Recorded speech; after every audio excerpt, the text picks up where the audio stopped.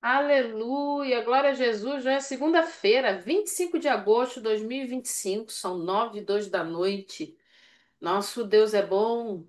Aleluia, a bondade do Senhor nos segue, a misericórdia do Senhor nos seguirá. Segue todos os dias da nossa vida. Somos gratos ao Senhor pela sua bondade, pela sua misericórdia, por isso nós estamos aqui. Eu quero de todo o meu coração já agradecer você que conseguiu chegar aqui nesse horário. Você pode compartilhar o link para quem você quiser.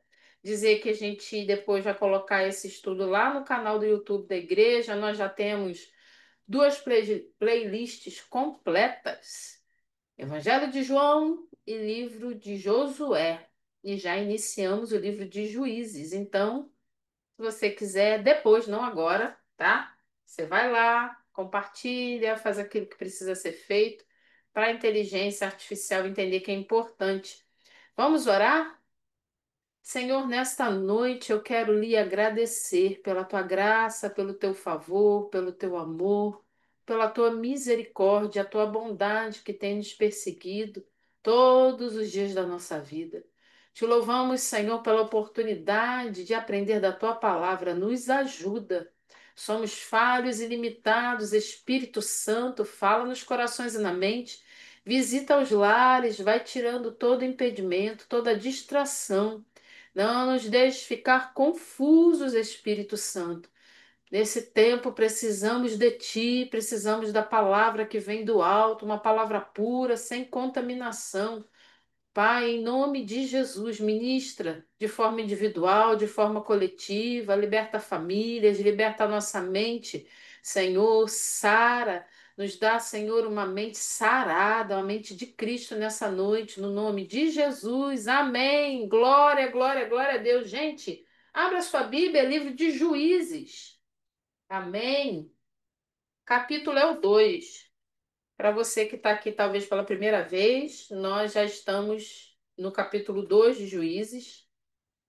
Eu vou compartilhar, eu tenho o hábito de compartilhar a tela que eu tenho aqui de anotações que eu faço para me ajudar, né? Porque é muita informação, não dá para falar tudo de cabeça. É,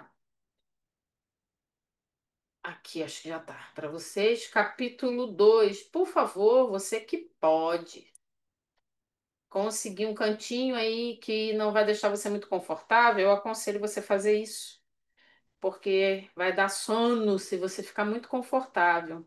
Pega a sua Bíblia, acompanhe na sua Bíblia, faça as suas anotações. Ah, e outra coisa, você quiser fazer algum comentário, perguntar alguma coisa, você pode usar o chat, como o nosso microfone está desligado. Não, todos estão no mudo, tá? Todo mundo está no mudo. O microfone está no mudo. E então, se você quiser comentar alguma coisa ou falar alguma coisa, você pode usar a telinha do chat aí. E depois, no final, eu vou me policiar e tentar não esquecer de ler. Estou aprendendo, gente, me ajuda aí. Tenham paciência comigo, por favor. A gente vai tentar ler e tentar responder. O que não for possível para a gente responder, a gente vai procurar aprender juntos e eu vou buscar, tá? Então você pode usar essa telinha do chat aí à vontade para você fazer seus comentários e fazer as suas perguntas. Abra sua Bíblia, o livro de Juízes, o capítulo é o 2. A gente falou que o livro de Juízes é um livro bem diferente do que a gente está acostumado a parar para estudar. A gente comentou que geralmente a gente estuda Salmos, estuda os quatro evangelhos, não que não tenha que estudar os outros de forma nenhuma. Mas assim, são mais comum, né? Mais comum da gente parar para estudar. Juízes é um livro mais diferente, para o pessoal se atentar para estudar. E a gente viu que o livro de Juízes vai mostrar a história de Israel pós-Josué, depois de Josué. Josué morreu, e agora como é que fica? E a gente vai ver que não vai dar muito bom. E a gente vai aprender o porquê, tá bom? Juízes capítulo 2 diz o seguinte: o anjo do Senhor em Boquim. O anjo do Senhor subiu de Gilgal a Boquim e disse: Tirei vocês do Egito, e os trouxe para a terra que prometi com juramento dar a seus antepassados. Eu disse: jamais quebrarei a minha aliança com vocês, e vocês não farão acordo com o povo desta terra, mas demolirão os seus altares. Por que vocês não me obedeceram? Portanto, agora lhes digo que não os expulsarei da presença de vocês. Eles serão seus adversários, e os deuses deles serão uma armadilha para vocês.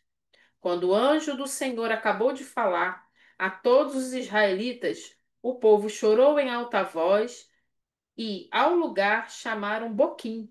Ali ofereceram sacrifícios ao Senhor. Por enquanto, até aqui. É, esse anjo do Senhor que está aí, no primeiro versículo, fala o anjo do Senhor. Esse anjo do Senhor, na maioria das vezes, é o próprio Senhor. Em algumas Bíblias, também na maioria delas, quando é o próprio Deus, esse anjo está em letra maiúscula. Que a tradução já tem essa preocupação para facilitar a gente quando a gente vai ler. Então você vai ver anjo do Senhor em letra maiúscula, tanto anjo quanto Senhor, tá? Esse anjo ele sai de Gilgal e vai para Boquim. Eu tenho aqui um mapa. Vamos ver aqui. Deixa eu fechar essa tela. Deixa eu ver aqui se eu encontro aqui. Acho que meu mapa sumiu. Não, sumiu não, tá aqui. Tá aqui. Um minuto, gente, abrir. Vou compartilhar com vocês aqui. Aqui, essa aqui. Tem muita tela aberta, meu Deus. Pronto, vai aparecer para vocês. Vocês estão vendo ali aí na sua tela o mapa, tá? A gente leu aqui o seguinte, que o anjo do Senhor subiu de Gilgal a Boquim. Quer chegar para cá para ver o mapa? Eu fui caçar onde é esse Boquim, né? Porque Gilgal, a gente falou muito sobre Gilgal quando a gente estudou Josué. A gente rapidamente lembrando que Gilgal foi o local onde o povo ficava enquanto estava avançando para conquistar as terras que o Senhor tinha dado por herança. Então, antes de atravessar o Rio Jordão, por exemplo, o povo ficava ali acampado, atravessou o Jordão, foi lá, venceu Jericó, venceu Ai, voltava para Gilgal.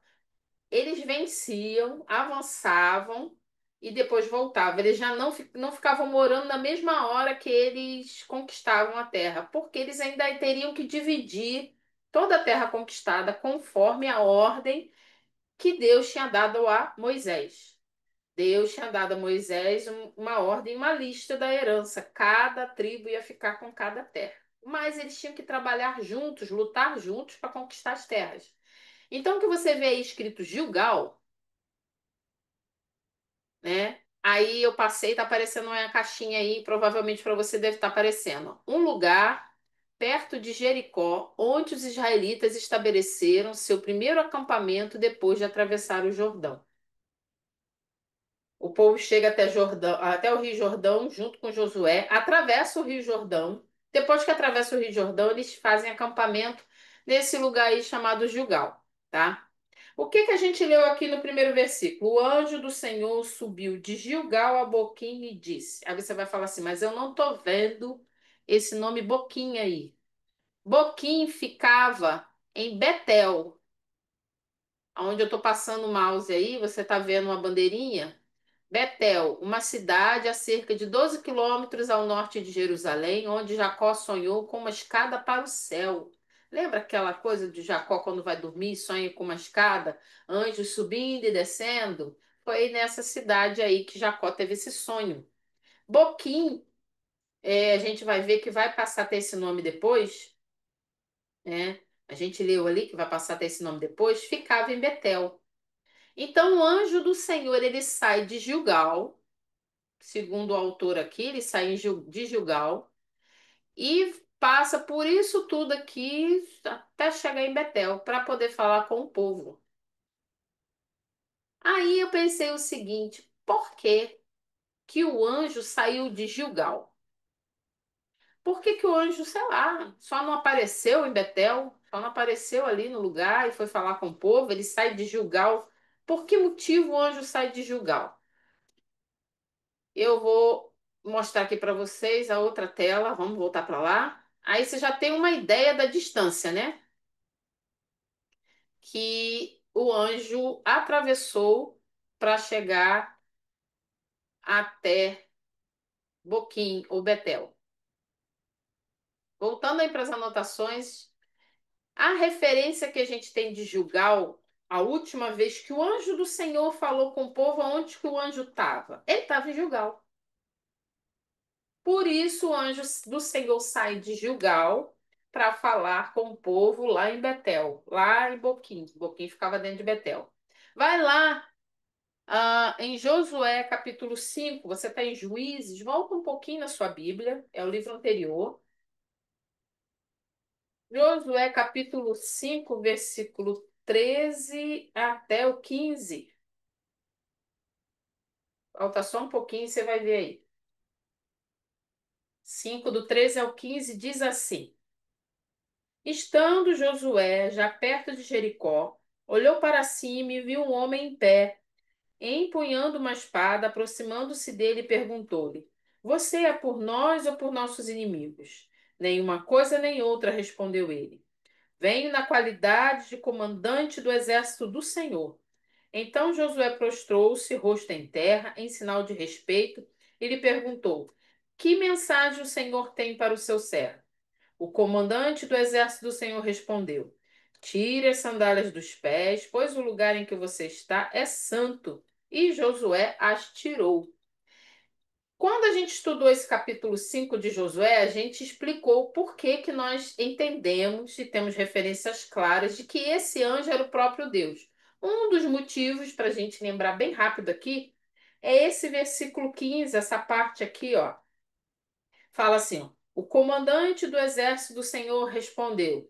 Lembra que aqui está uma conversa entre Josué e esse comandante do exército, esse anjo do Senhor que aparece para ele.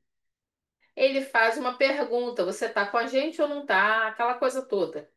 O comandante responde para ele depois da conversa, estão tendo a conversa, fala assim para Josué: Olha, tira a sandália dos pés, pois o lugar em que você está é santo. Isso lembra a gente quem? Moisés, quando estava lá diante da sarça ardente, que ele vai atrás da ovelha, vê a sarça, aquilo chama a atenção dele e tal, e o Senhor fala com ele: Olha, tira a sandália dos seus pés, porque o local onde você está é santo. A mesma forma de falar com Moisés é a forma que Deus fala com Josué. Esse momento aqui, o anjo do Senhor aparece em para Josué em Gilgal. Se você olhar depois, você dá uma lida nesse capítulo 5, você vai ver que Josué estava em Gilgal. Então, entende-se que por que que o anjo do Senhor sai de Gilgal e vai lá para Boquim? Porque a última vez que ele apareceu para o povo, especificamente aqui para Josué, né? Não para o povo inteiro, foi em Gilgal. Volta lá em Juízes capítulo 2. A gente seguindo aqui, o anjo, quando aparece aqui no capítulo 2, você já deve ter percebido quando a gente leu, que ele já chega chamando atenção, tá? Ele fala assim, ó, capítulo 2, verso 1, a segunda parte. Tirei vocês do Egito e os trouxe para a terra que prometi com juramento dar a seus antepassados. Eu disse: jamais quebrarei a minha aliança com vocês. Ele se apresenta e fala: Olha, eu prometi e eu cumpri. E eu não vou quebrar a minha aliança. Não vou quebrar a aliança que eu fiz com vocês.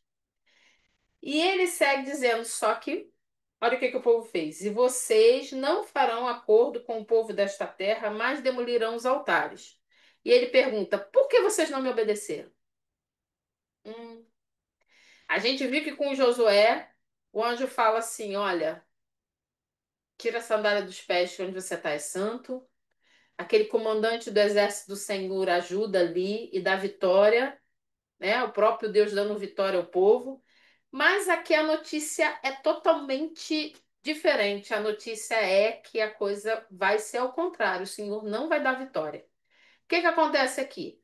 A primeira passagem que a gente leu aqui, o próprio Deus vai reafirmar o que foi dito em Deuteronômio, em Josué, a respeito do que o Senhor Deus fez, a aliança que ele fez com o povo no Êxodo. Uma coisa nós precisamos de lembrar sempre, e não esquecer. O nosso Deus, ele não quebra alianças. Ele promete, ele cumpre. Por isso a gente fala, tu és fiel a mim. Não é que ele é fiel a mim quando a gente canta. Tu és fiel, Senhor, fiel a mim. Não é que ele é fiel a mim fazendo o que eu quero. Ele é fiel a mim por causa da aliança que ele fez comigo, que ele fez conosco. É como um casal.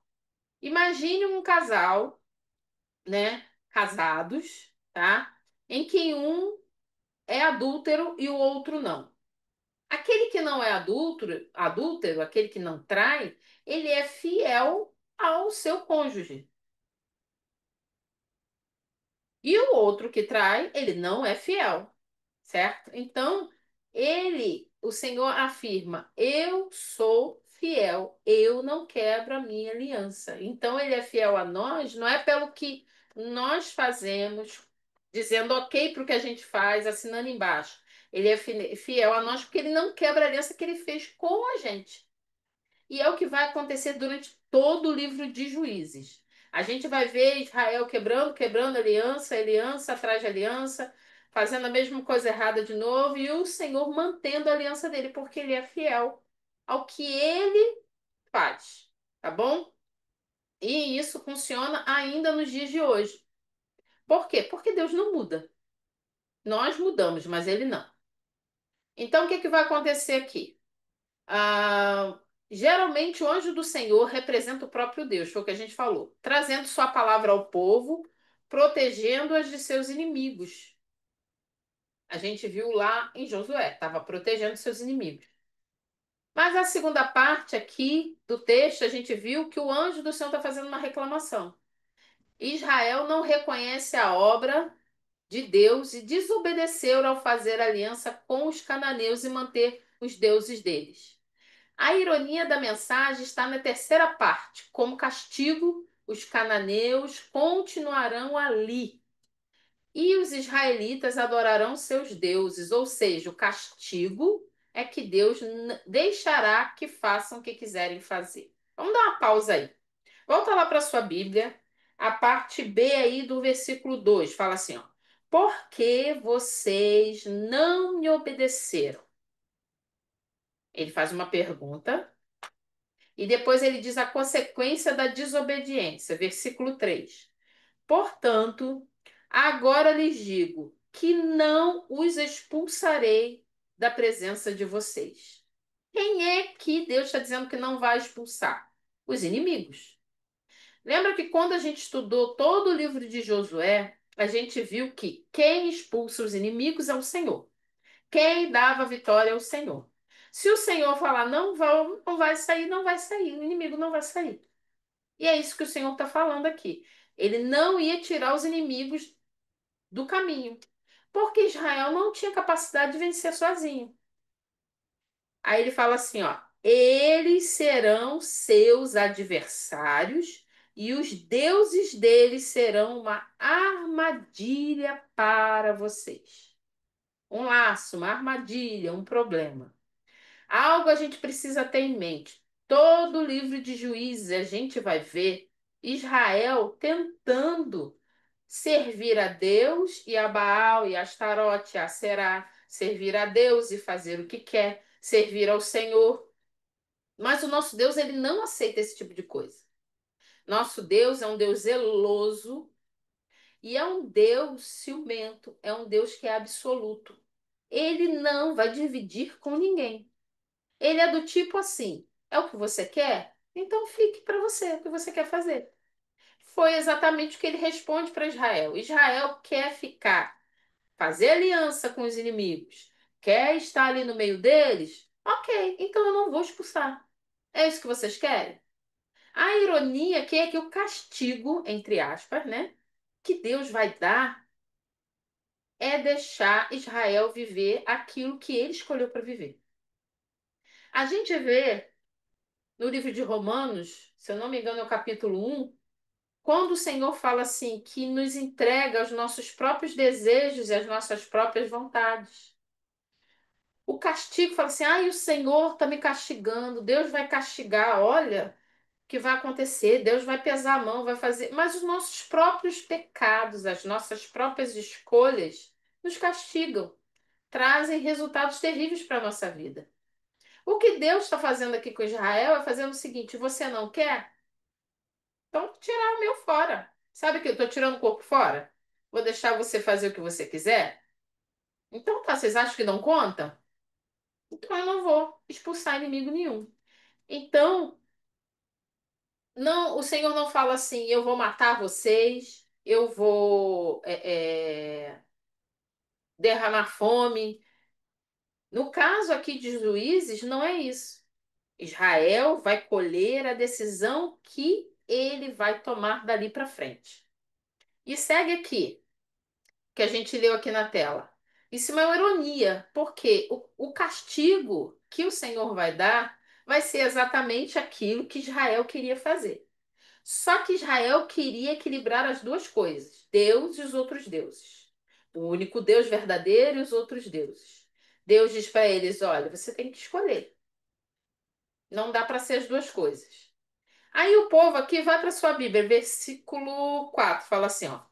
Quando o anjo do Senhor acabou de falar a todos os israelitas, o povo chorou em alta voz. Aí dá vontade de perguntar assim, tá chorando de por quê? Tá reclamando por quê? Mas não era o que queria. Não expulsou o povo. Não fez o que o Senhor está mandando. Está fazendo aliança com eles. Está colocando eles para carregar peso para ser escravo, entre aspas. Está morando no mesmo lugar. Não está tendo força para expulsar. Não está clamando ao Senhor. Não está fazendo o que ele mandou. Está reclamando de quê? A gente viu na segunda-feira passada que no capítulo 1 a gente viu cada versículo praticamente era assim. Um, uma tribo expulsava, a outro vivia junto. A outra expulsava, a outro fazia de escravo para carregar peso. Outro expulsava e a gente foi vendo que a coisa assim nunca era completa. Outro não expulsou porque tinha carruagem e carro de ferro. Cada um tinha uma justificativa. A gente viu que Deus foi dando um tempo. O povo foi meio que se ajeitando. Não, não, não, deixa aqui, deixa ali, deixa colar. Aí o povo chega aqui e começa a chorar. Mas não foi isso que eles decidiram fazer. E não é o que acontece com a gente. A gente insiste em viver no pecado. E a gente quer reclamar com Deus ou quer chorar quando Deus fala, ok, então você dá conta sozinho. Quando a gente sente como se Deus nos abandonasse, né? A gente chora, a gente desespera, mas não foi o que a gente escolheu. É exatamente o que acontece aqui com Israel. Mas no versículo 5 entra um negócio engraçado. Olha o que que fala o versículo 5, né? E ao lugar chamaram Boquim. Ali ofereceram sacrifícios ao Senhor. Então a gente vê que esse lugar passa a se chamar Boquim só a partir daí. O que que é interessante ali? Fala assim: ali eles ofereceram sacrifícios ao Senhor. A gente vai ver que oferecer sacrifício sem arrependimento é perca de tempo. O Senhor não recebe sacrifício sem arrependimento. O Senhor não recebe sacrifício sem mudança de comportamento. O Senhor não recebe. Ah, eu vou jejuar não sei quanto tempo. Ah, eu vou orar de joelho. Ah, eu vou fazer um sacrifício assim. Ah, eu vou acordar de madrugada. Ah, sei lá. Mas se o meu comportamento não muda, é sacrifício que a gente chama sacrifício de tolo. A Bíblia diz que é melhor obedecer do que sacrificar. E o que que Israel faz aqui? Ela faz como todo religioso. Não, mas eu vou no culto todos os domingos, mas eu participo de todos os eventos. Ah, eu só não vou quando não dá, mas eu estou em todos os estudos. Mas entra um ouvido e sai no outro. Mas o meu comportamento não muda. mas o meu pensamento não muda, eu não perdoo, eu não me arrependo, eu não deixo o Senhor tratar em mim, eu acho que eu sempre estou certo, eu não aceito que alguém venha me corrigir, mas não, mas eu tô lá firme, ó, firme. Eu tô feito os religiosos de Israel. Eles oferecem sacrifícios e acham que tá tudo bem. A gente vê aqui que o povo chorou e ofereceu sacrifício. E aí? Não aconteceu nada, ficou tudo do mesmo jeito. Eu anotei aqui uma pergunta, você não precisa responder, mas eu acho que é algo que a gente precisa pensar. Em que situações nós vivemos uma religião fervorosa, misturada com a ética do mundo que não conhece a Deus? Que situações nós somos religiosos, mas ao mesmo tempo o mundo está misturado com a gente? Porque foi o que eles fizeram aqui. Eles oferecem sacrifícios de uma forma fervorosa. A gente viu ali que eles choraram em alta voz, gritaram, clamaram. Chorar em alta voz é algo assim, né? Rasgar as vestes e falar e clamar, oferecer o sacrifício, mas as atitudes continuam sendo as mesmas. Muitas vezes nós vivemos assim. Uma religião fervorosa onde o nada a ver está participando, aonde os palavrões continuam, aonde a mentira continua, a falta de perdão continua, aonde a crítica demasiada continua. Nunca é uma opinião que vai ajudar, né? Algo com o intuito de servir, mas é algo de apontar os defeitos. A gente acha que porque estamos seguindo religiosamente aquilo, está tudo bem. Então a gente precisa analisar. Irmã, mas isso é tão antigo, é. Mas a gente vai caindo sempre nos mesmos pecados, todos nós. Então a gente precisa analisar na nossa vida. Não vamos analisar a vida do vizinho. Pensa, aonde, em que situações eu estou sendo religiosamente fervorosa, muito fervorosa, muito ali, falo muito bonito, oro muito bem, faço tudo que tem que fazer, mas o mundo está misturado com a minha vida. Nada está mudando na minha vida. Em que situações? Quando a gente identifica essas situações, o que que a gente deve fazer? Só chorar e oferecer outro sacrifício? Não. Devemos tomar uma posição de arrependimento e mudar o nosso comportamento. E a gente vai ver que juízes aqui não vai acontecer. Volta lá para sua Bíblia, Juízes 2. A gente vai ler o versículo 6 agora. 2:6 diz assim: Depois que Josué despediu os israelitas, eles saíram para ocupar a terra, cada um a sua herança. O povo prestou culto ao Senhor durante toda a vida de Josué e dos líderes que sobreviveram a Josué e que tinham visto todos os grandes feitos do Senhor em favor de Israel. Josué, filho de Num, servo do Senhor, morreu com a idade de 110 anos. Foi sepultado na terra de sua herança, em Timnat-Heres, nos montes de Efraim, ao norte do Monte Gaás.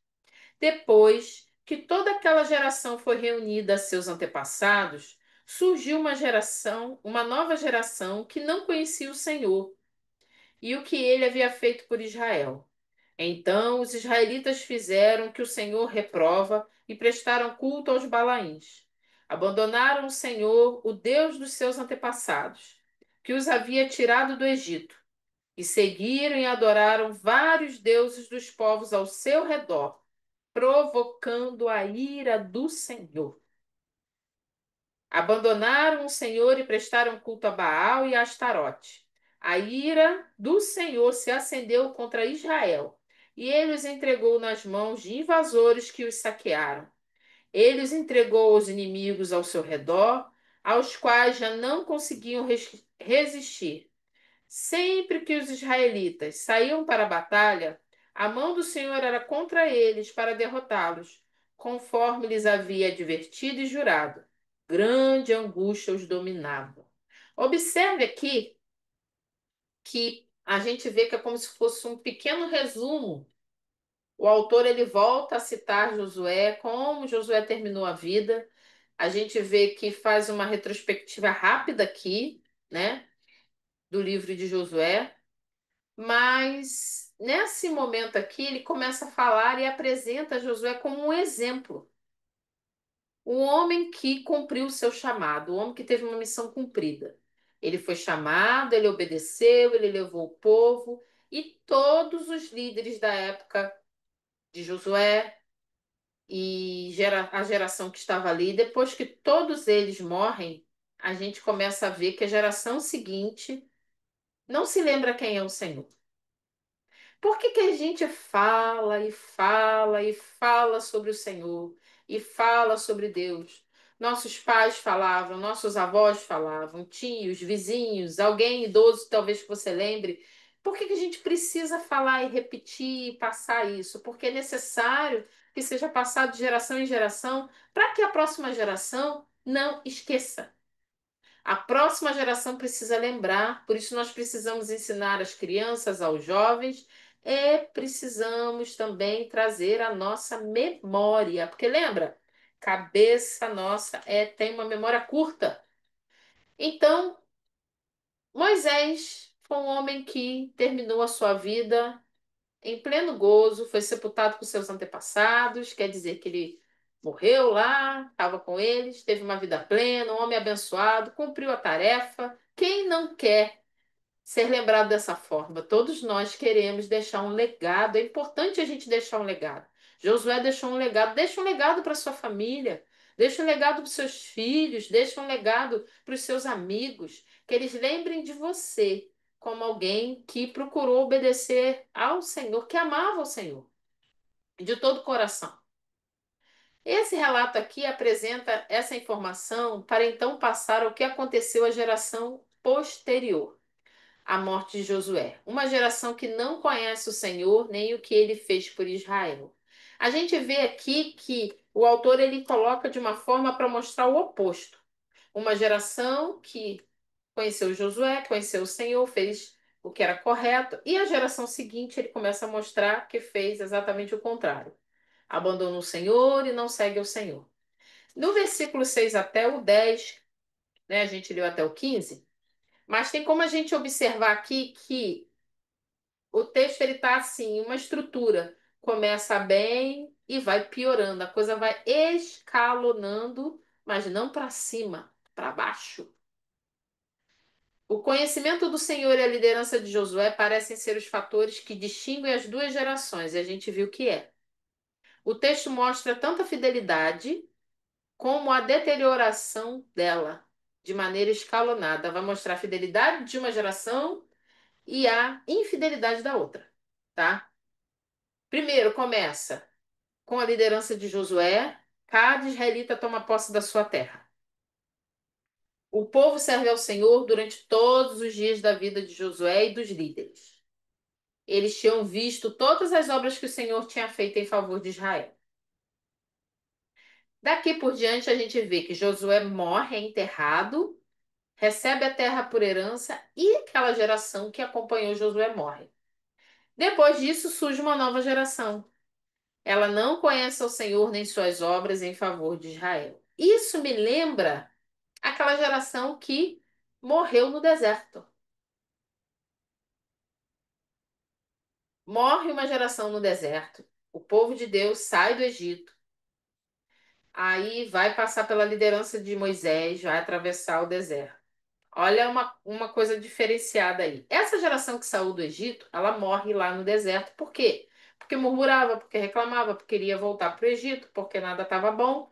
E o Senhor diz que todos aqueles, acho que de 20 anos para cima, ou 22 anos para cima, acho que de 20 para cima morreriam. Só iam sobreviver Josué, Caleb e o restante ia morrer, os mais velhos. Os mais novos ficam vivos, é uma geração que não conheceu a escravidão. Nasceu livre, apesar de nascer no deserto, ela tinha nascido livre. Então ela já nasce na liberdade e conhecendo e sabendo que o Senhor libertou. Então eles não querem ser escravos. Em contrapartida, essa geração aqui, ela nasce depois da morte de Josué. Não traz a memória, não conheceu os feitos que o Senhor fez. Olha como pode mudar as coisas de uma geração para outra. pode mudar para o bem, para coisa boa, para melhor, como pode mudar para o que não é tão bom, para o que não é bom. A desobediência, como pode ser uma geração liderada por alguns, como foi liderado por Josué, que vai avançar. Uma geração que nasceu livre e quer continuar livre. Uma geração aqui que nasceu livre, mas não conhecia o Senhor. Então, a gente percebe a mudança de geração em geração. Segue aí na sua Bíblia. Versículo 15 fala assim: sempre que os israelitas saíam para a batalha, a mão do Senhor era contra eles, para derrotá-los conforme lhes havia advertido e jurado. Grande angústia os dominava. Você vai falar assim, minha irmã, mas você falou que Deus não estava nem pesando a mão. Qual é a comparação que ele está fazendo aqui? O Senhor não está livrando. Então, se o Senhor não livra, é como se é a mesma coisa que ele pesar a mão, porque a gente viu que para que o povo conseguisse vencer os inimigos, o Senhor tinha que vencer por eles. Nós só vencemos as nossas batalhas porque o Senhor vence as batalhas por nós. Nós não vencemos nada, a gente não tem força para nada, a gente não tem disposição para nada. Por que que eles estavam passando por tanta provação? Além da desobediência, eles estavam com essa desobediência a atitude de incluir deuses no meio da adoração. A gente precisa trazer à memória que o povo não vai tirar, não vai destruir o tabernáculo. O tabernáculo vai ficar aonde ele estava. Não vai tirar o tabernáculo de lá. Sabe o que que vai fazer? Vai trazer outros deuses para junto. Então, tabernáculo daqui, aí tá o altar de Baal, tá o altar de Astarote, tá o altar de Aserá. Vai misturar o negócio todo, vai ver um balaio de gato? A gente acha que não tem problema, não, tá tudo bem. Deus aceita, Deus é amor, Deus é bom. Só que Deus não aceita dividir com ninguém. E isso é que vai ser o maior problema no livro de Juízes. Olha aqui, versículos 5 e 6. Vai aí na sua Bíblia. Fala assim, ó. E ao lugar chamaram Boquim, ali ofereceram sacrifícios ao Senhor. Depois que Josué despediu os israelitas, eles saíram para ocupar a terra, cada um com a sua herança. O povo prestou culto ao Senhor durante toda a vida de Josué. Durante toda a vida de Josué, prestava culto ao Senhor. Vai aí agora no seu capítulo 3. Vamos ler aqui o versículo 5 e o 6. Você está em Josué 2. Agora vai no capítulo 3, versículos 5 e 6. Olha a diferença. Os israelitas viviam entre os cananeus, os hititas, os amorreus, os ferezeus, os heveus e os jebuseus. Versículo 6. Tomaram as filhas deles em casamento, deram suas filhas aos filhos deles e prestaram culto aos deuses deles. Não dá para viver as bênçãos de Josué agindo diferente dele. Não dá para vencer os inimigos como Josué vencia, vivendo de forma diferente. Às vezes a gente olha alguém e fala assim: nossa, como que fulano aguenta, né? Como que dá conta? Como que consegue? Nossa, fulano é tão usado por Deus. Mas a pessoa, com certeza, se ela está sendo usada pelo Senhor, ela está procurando desviar-se do mal, procurando não pecar. É uma pessoa que não peca de forma nenhuma, só quem não pecou foi Jesus, mas procurando obedecer. A gente vai ver que Israel não estava nem procurando obedecer. Nesse versículo que a gente leu, volta aí, capítulo 2 de Juízes. A gente viu aqui, no versículo 13, fala assim, ó. Abandonaram o Senhor e prestaram culto a Baal e a Astarote. Ai, Jesus, ajuda nós. Abandonaram o Senhor e prestaram culto a Astarote e a Baal. Baal era o deus que os outros povos adoravam. A gente viu que Baal era o deus da colheita. Astarote, aqui está sendo chamado de Astarote, mas também pode ser chamado de Aserá, era Deus da fertilidade. Então, assim, eu deixo Deus aqui que me livra dos inimigos, coloco o Deus que resolve o problema aqui da colheita e o outro que traz a fertilidade, junta tudo, tá tudo certo, tá tudo no equilíbrio. Não é assim que funciona. O que que vai acontecer? A coisa vai ficar tão enraizada em Israel. Sabe quando você vê que o mundo está tão enraizado em alguém que deveria ser exemplo de servo do Senhor, e você olha assim, nossa, mas não mudou nada. Nossa, mas tem certeza que você está na igreja? Mas tem certeza que você. Meu Deus, mas parece que está pior. Israel estava desse jeito, pior do que isso. A coisa ficou tão misturada que os historiadores, os arqueólogos, não vão encontrar indícios de Israel no meio desse povo nessa época. Os arqueólogos lá revirando não conseguiram encontrar. A única coisa que eles encontraram, que eu vi aqui, ó, é a estela egípcia de Meneptah. Essa é um objeto que eles encontraram aonde está escrito o nome de Israel ali na linguagem da época, no idioma da época. Foi a única coisa que eles encontraram. Então muitos dizem assim: se não foi encontrado nada, é porque Israel não estava ali. Na realidade, ele estava tão, tinha absorvido tanto os outros povos que assim, não era nem diferenciado. Não tem nenhum documento além desse, nada que tenha sido encontrado, nenhum objeto que mostre que Israel estava ali. Por quê? Porque Israel estava canizado. Como se fala assim, igual alguém que é colonizado, um país entra, né, invade outro e coloniza, é mais ou menos assim. Israel tinha absorvido tudo que era dos cananeus para si. Ah, que vai acontecer daqui para frente? A gente vai ver que os relatos de juízes vai ser uma repetição do ciclo. Lembra daquele desenho que a gente colocou da espiral, assim, ó? Vai ser um ciclo. Começa de pecado, entra no pecado, vem a opressão do inimigo, aí o povo clama. Aí o Senhor salva, aí vem o pecado de novo. Aí vem a opressão do inimigo, o povo clama, aí o Senhor salva, aí vem o pecado de novo. Bem parecido com a gente, né?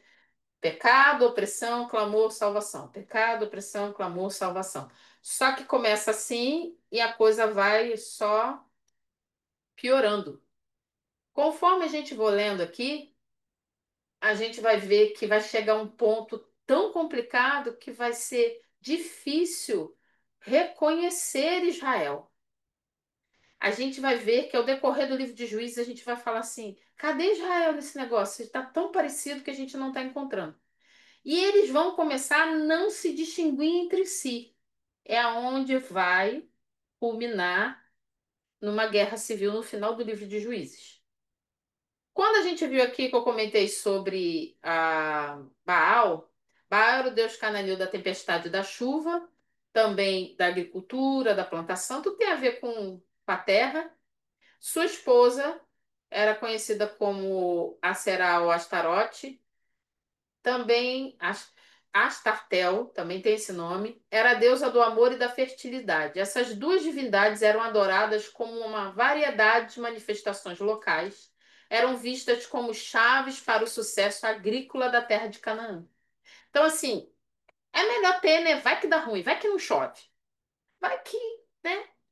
Vai que a terra não dá planta, né? Vai, a gente precisa comer, né? Vai que a gente não vai ter filho, a gente precisa encher aí de exército. Uma das chaves que o próprio livro nos dá para sua leitura é que a geração que se seguiu a Josué não conhecia o Senhor nem tinha visto as grandes coisas que ele havia feito por Israel. Com base nos relatos de Êxodo, Números e Deuteronômio, e até do próprio livro de Josué, entendemos que a idolatria não era novidade de Israel. O que que acontece? Quando a gente estudou Josué e Êxodo, nós ainda não estudamos Números e Deuteronômio, mas nós já estudamos Êxodo, apesar de não estar lá no YouTube. Já tem bastante tempo que a gente estudou Êxodo. A gente viu que sempre tinha alguém que carregava um deus. Sempre tinha um que era idólatra. Alguém roubava um deus, enfiava lá dentro da sua barraca, no meio das suas roupas, levava. Mas o Senhor mostrava a pessoa, né? Porque era alguém, um ou outro, era uma família ou algumas pessoas, não era todo o povo.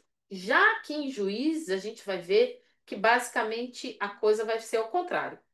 A maioria vai ser adorador de outros deuses e não a minoria. Isso vai ir piorando até chegar posteriormente lá em Salomão. Vai dar uma parada em Davi e Samuel. Vai diminuir um pouco, porque Samuel vai ser. Samuel, ele é juiz, profeta, mas o quê? Samuel é juiz, é profeta, ele é levita, sacerdote. Samuel, ele acumula várias coisas. Durante o tempo de Samuel, ele vai buscar muito para que o povo se volte para o Senhor. Vai ser uma época em que a adoração vai voltar novamente ao Senhor. Davi vai lutar muito para isso. Davi, por exemplo, é o que vai planejar o templo. Ele vai colocar que deve ter adoradores 24 horas. Isso vai ser algo que o Espírito Santo vai dar a Davi. Mas depois, a partir de Salomão, vai voltar a idolatria de novo. Gente, o nosso coração é um coração idólatra. Se o Senhor não estiver no nosso coração tomando tudo, ah, segue aí na sua Bíblia, volta lá. Versículo 16. Então, capítulo 2, versículo 16. Então o Senhor levantou os juízes que os libertaram das mãos daqueles que os atacavam. Mesmo assim, eles não quiseram ouvir os juízes, antes se prostituíram com outros deuses e os adoraram. Ao contrário dos seus antepassados, logo se desviaram do caminho pelo qual os seus antepassados tinham andado, o caminho da desobediência aos mandamentos do Senhor. Esses juízes aqui, a gente vai ver que eles, apesar de chamar juízes, eles pareciam mais como chefes militares. A gente vai ver que esses juízes também, apesar de serem usados por Deus, né? E a gente vai ver que muitos deles não são fluxicheiro. O que a gente consegue ver aqui é que, por alguns momentos, os juízes vão chamar o povo à, à sanidade, sabe? Ei, volta, volta para Deus. Mas a gente vai ver que mesmo alguns, mesmo sendo juízes, sendo os líderes militares, aqueles levantados por Deus, eles vão fazer coisas terríveis. Quando a gente for estudar cada juiz, que a gente já vai começar a ver no próximo capítulo, no capítulo 3 semana que vem, a gente vai ver que é possível que nesse meio tenha tido outros juízes que a Bíblia não cita. É possível que os- tenha acontecido de mais de um juiz comandar ao mesmo tempo. a, a gente vai ver que a Bíblia não deixa claro e a gente vai ver que a gente não pode ter certeza que está em ordem cronológica. Na realidade, a gente vai ver que está em ordem de decadência. Começa pelo melhor juiz, tá? Aquele Otoniel. Lembra, a gente já falou bastante sobre ele. Começa por ele e vai indo até chegar na Guerra Civil. Termina sem juiz. Então, a ordem que está o livro de Juízes não é uma ordem cronológica de tempo, é uma ordem de quando a coisa vai piorando. Começa do melhor até o pior, tá? O restante do capítulo 2 revela que Deus salva Israel dos inimigos por meio dos comandantes militares. E que a gente viu aqui que ele chama de juízes. Para você ter uma ideia, a coisa dos juízes vai ficar tão séria que aqui a gente tem três citações de três juízes. No finalzinho aqui eu anotei assim, olha, qualquer que tenha sido o trabalho que esses indivíduos desenvolveram além do militar, militar é o quê? De lutar, levar o povo a lutar para vencer, para expulsar os inimigos dali, não gerou nenhum efeito sobre o povo. Leia o versículo 17 da sua Bíblia. Versículo 17, capítulo 2. Mesmo assim, eles não quiseram ouvir os juízes. Então, não estava surtindo nenhum tipo de efeito. A impressão é de que deram alguma instrução quanto à fidelidade ao Senhor, mas ao examinar o comportamento desses comandantes, nós nos damos conta de que a maioria deles não teve uma vida muito digna para a gente imitar. Três aqui citados. Jefté.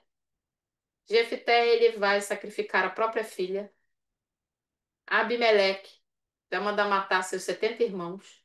E Sansão, a gente não precisa nem dizer, né? Então, só assim, para a gente ter uma ideia do que o ser humano é capaz de fazer quando abandona o Senhor. Não há menção de arrependimento da parte do povo. Ao suavizar o castigo que impôs sobre o povo, Deus mostrou quão misericordioso, gracioso e longânimo, grande em bondade e em verdade ele é. Não, a gente não vai ver no livro de Juízes menção de arrependimento. Os povos se arrependeu e mudou. Arrependimento, lembra? Arrependimento tem que trazer mudança de comportamento. A gente vai ver clamor, pedido de socorro. Por isso tá daquele jeito que eu anotei lá. Pecado, opressão, clamor, salvação, pecado, e assim vai seguindo. É um clamor. Então o Senhor entra com a sua misericórdia, mas não tem arrependimento. Se não tem arrependimento, não tem mudança de comportamento. Se não tem mudança de comportamento, a gente cai no mesmo problema. A gente caindo no mesmo problema, a gente vai ter que pedir socorro de novo. E vai entrar nesse ciclo. Volta aí para sua Bíblia. Versículo 19, 18. Sempre que o Senhor lhes levantava um juiz, ele estava com o juiz e os salvava das mãos dos seus inimigos enquanto o juiz vivia. Pois o Senhor tinha misericórdia por causa dos gemidos deles diante daqueles que os oprimiram e os afligiam. Mas quando o juiz morria, o povo voltava a caminhos ainda piores do que os caminhos dos seus antepassados, seguindo outros deuses, prestando-lhe culto e adorando-os. Recusavam-se a abandonar suas práticas e seu caminho obstinado. O que é caminho obstinado? Teimosia. Em bom português, teimosia. Não vou continuar fazendo aqui, vou continuar fazendo o que eu quero. Teimosia. E a desobediência. Versículo 20. Por isso, a ira do Senhor acendeu-se contra Israel e ele disse: Como este povo violou a aliança que fiz com seus antepassados e não tem ouvido a minha voz, não expulsarei de diante deles nenhuma das nações que Josué deixou quando morreu. Eu as usarei para pôr Israel à prova e ver se guardará o caminho do Senhor, e se andará nele como fizeram os seus antepassados. O Senhor havia permitido que essas nações permanecessem, não os expulsou de imediato e não as entregou nas mãos de Josué. O Senhor, aí você vai dizer aqui, mas o Senhor disse que ele ia deixar o povo ali para poder pôr a prova e tal. Tem muitos que falam que eles ficaram ali para que o povo aprendesse estratégias militares, para aprender a lutar. Mas, independente disso, não justifica desobediência. Não justifica infidelidade. Porque a gente viu que no tempo de Josué, os inimigos estavam lá. E a fidelidade fazia com que eles vencessem. O Senhor dava vitória. Toda vez que clamamos e o Senhor nos responde, é pura misericórdia. Vai lá em Êxodo 34. A gente está quase encerrando. Êxodo capítulo 34.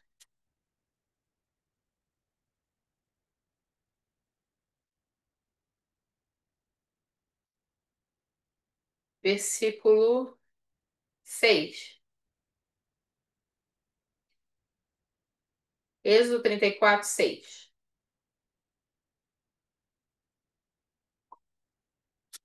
É o segundo livro da Bíblia.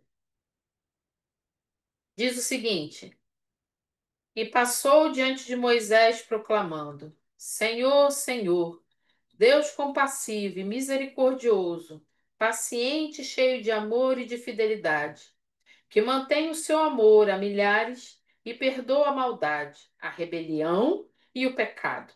Contudo, não deixa de punir o culpado. Castiga os filhos e os netos pelo pecado de seus pais até a terceira e quarta gerações. Mas o Senhor é aquele também que abençoa até 1000 gerações quando nós nos arrependemos. Toda vez que nós clamamos, eu tenho certeza que se todos nós já vivemos um momento de desespero, em de a gente clamar no meio do nosso pecado, o Senhor nos socorrer, nos responder, e a gente depois de um tempo, a gente se dá conta que a gente não mudou o comportamento, a gente continuou fazendo o que fazia, e a gente se pergunta, mas por que que o Senhor me socorreu naquela época? Por que que o Senhor me resgatou? Por que que o Senhor me tirou do pecado? Se eu estava lá em desobediência? Por quê? Por causa da sua graça, por causa do seu amor, por causa da sua misericórdia, porque Ele é grande em bondade, porque Ele tem prazer em perdoar, porque Ele é fiel na sua aliança. Muitas vezes as pessoas dizem que nós não vemos a graça no Antigo Testamento. A graça está gritante no Antigo Testamento. A graça está escrachada no livro de Juízes. Porque só pela graça a gente clama por socorro sem se arrepender e é socorrido. Ainda que seja um alívio momentâneo, para ver se a gente se toca um pouco, né, e se arrepende. E quantas vezes nesse clamor desesperado, assim, o Senhor nos resgata e naquele momento de resgate, naquele momento de refrigério, a gente se dá conta de quão pecador nós somos. E a gente fala: Senhor, eu não merecia, por que o Senhor me resgatou? Por que que o Senhor ouviu o meu clamor? E naquele momento a gente entende que nós não somos dignos da misericórdia do Senhor, que nós precisamos realmente nos arrepender. E a gente começa a ver quão pecador, quão sujo, em que problema a gente se enfiou, e a gente olha assim e fala: Senhor, tem misericórdia, eu não mereço. E o Espírito Santo vai trabalhando no nosso coração e a gente vai se arrependendo, a gente vai se dando conta. O Senhor vai usando pessoas para nos orientar, porque a gente estava cego pelo pecado, seguindo aquele caminho tortuoso, e o Senhor usa pessoas para nos orientar e dizer: olha, não, não, isso não está certo, não, não está certo. Gente, mas eu achei que não tinha problema. E o Senhor vai usando pessoas e Ele vai nos orientando com a sua graça, com a sua misericórdia. A misericórdia do Senhor é a causa de não sermos consumidos. Por que que o Senhor não consumiu Israel? No estudo de Juízes, vai ter hora que provavelmente, se você for parecido comigo, vai ter hora que você vai falar assim: Jesus, se fosse eu tinha fulminado aqui o povo todinho. Vai ter hora que a gente vai querer fechar os olhos. Vai ter hora que a gente vai ter vontade de chorar. Mas o livro de Juízes coloca no espelho quão pecadores nós somos. Essa característica de Deus é que vai nos fazer continuar, continuar. Vai nos permitir continuar vivos. O que que vai acontecer aqui no versículo 20 de Juízes, capítulo 2? Ele fala assim, olha: por isso a ira do Senhor acendeu-se contra Israel e ele disse: como este povo violou a aliança. Para a gente poder fechar. Este povo. Observe que o Senhor não fala assim, como o meu povo violou a aliança. Ele fala, este povo. Da agora em diante, Israel não está sendo vista como povo de Deus.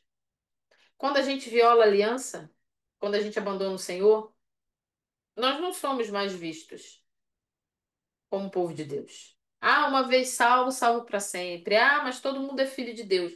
Não é bem assim que a Bíblia fala. Quando a gente quebra a aliança, ele fala este povo, ele não fala meu povo. Lá no Êxodo, quando o povo pecava e começava a reclamar, resmungar, eu quero isso, eu quero aquilo, eu quero voltar para o deserto não, para o Egito, é melhor ter ficado lá, ter morrido lá. O Senhor vira para Moisés e fala assim, o seu povo. É engraçado que parece que Moisés fala, não, o povo é seu. Aí Deus fala, não, o povo é seu. Quando a gente quebra a aliança, o Senhor diz, não é meu povo. Mas louvado seja o Senhor, que toda vez que a gente se arrepende, Ele recebe de volta. Amém? Glória a Deus. Louvado seja o nome do Senhor. Alguém quer comentar alguma coisa ou perguntar alguma coisa? É tempo de você colocar aqui. Segunda-feira que vem a gente vai estar de volta, se o Senhor permitir, para estudar Juízes capítulo 3. Aí a gente vai começar a falar de cada juiz. Amém? Vamos orar? Senhor, nessa noite nós louvamos a Ti pela Tua graça e pela Tua misericórdia. Pai, quantas vezes somos como juízes, como cada um ali do livro de Juízes, Senhor. Quantas vezes nós já matamos, quantas vezes, Senhor, nós pecamos de uma forma tão terrível que se o Senhor colocasse diante de nós, a gente não nos reconheceria. Meu Deus, nós nos arrependemos. Eu peço perdão, Senhor, todas as vezes que juntamos o pecado com o santo, quando profanamos, Senhor, o teu nome, quando profanamos o teu santuário. Senhor, eu lhe peço perdão todas as vezes que vivemos em pecado, mesmo estando na tua casa. Senhor, nós pedimos perdão todas as vezes que participamos da ceia em pecado.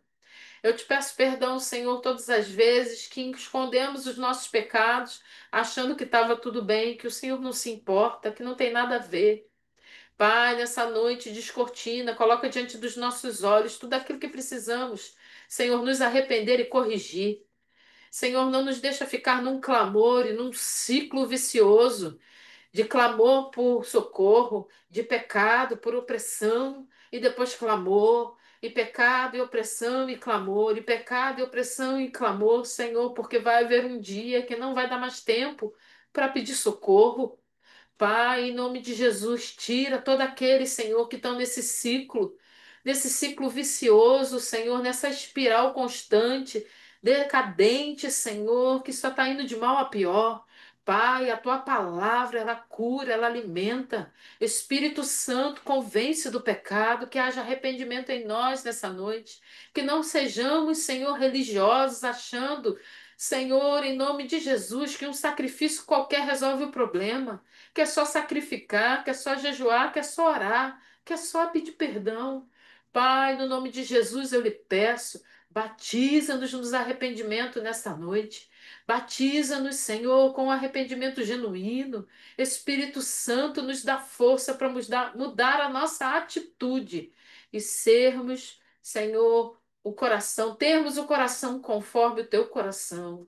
Dai-nos, Senhor, um coração como o teu nessa noite. Nós clamamos a Ti, Senhor, e te agradecemos no nome de Jesus. Amém. Glória a Deus. Eu quero aqui agradecer a Ana, a Débora, Helenice. Primeira vez, seja bem-vinda, Fernanda. A Neuza, amamos você, Neuza. Glória a Deus. A irmã Vera, Janaína, Camila, glória a Jesus por sua vida, Camila, Nayana. A Sâmara, glória a Deus, pastora Simone, pastor Newton, missionária Teresa e presbítero Dionis. Glória a Jesus, gente. Que o Senhor renove as forças de vocês. Eu acho que amanhã já vai estar o estudo da semana passada que atrasou um pouquinho. Tá bom, gente? Fiquem com Deus. Um beijo, até segunda-feira que vem.